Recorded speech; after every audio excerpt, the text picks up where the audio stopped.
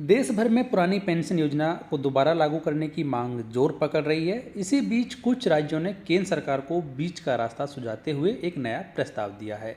जिसके बारे में आपको इस वीडियो में जानकारी दी जाएगी। वीडियो को लास्ट तक जरूर देखें। राज्यों के द्वारा केंद्र सरकार को दिए गए प्रस्ताव में सरकारी कर्मचारियों को ओल्ड पेंशन स्कीम के मुकाबले थोड़ी कम पेंशन देने की बात कही गई है, लेकिन महत्वपूर्ण बात यह है कि सरकारी कर्मचारियों को ओपीएस की तरह ही हर महीने नियमित पेंशन मिलती रहेगी। राज्य सरकारों के द्वारा केंद्र सरकार को दिए गए इस प्रस्ताव के बारे में आपकी राय कमेंट बॉक्स में लिखकर जरूर बताएं कि क्या सरकारी कर्मचारियों को अंतिम वेतन के 50% से कम पेंशन देना सही है, क्योंकि एनपीएस के तहत न्यूनतम पेंशन की गारंटी नहीं है। लेकिन राज्यों के द्वारा जो प्रस्ताव सुझाया गया है उसमें कहा गया है कि सरकारी कर्मचारियों को एनपीएस के तहत ही एक न्यूनतम फिक्स्ड राशि का भुगतान किया जा सकता है। आगे यहाँ पर बताया गया कि जो नया प्रस्ताव है उसमें कहा गया है कि इंडियन एक्सप्रेस की एक रिपोर्ट के मुताबिक कई राज्यों ने वित्त सचिव की अगुवाई वाली वित्त मंत्रालय की कमेटी को जो प्रस्ताव भेजा है उसमें सरकारी कर्मचारियों को उनकी न्यूनतम सैलरी पर पेंशन देने की बात कही गई है।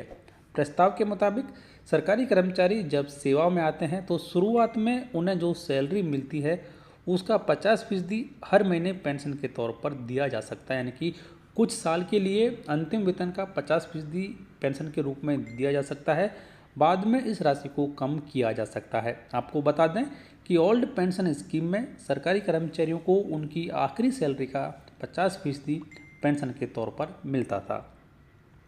और आपको एक बड़ी बात यहाँ पर बताना चाहेंगे कि 5 राज्यों में पहले से ही ओपीएस को लागू कर दिया गया है, जिसमें राजस्थान, छत्तीसगढ़, झारखंड, पंजाब,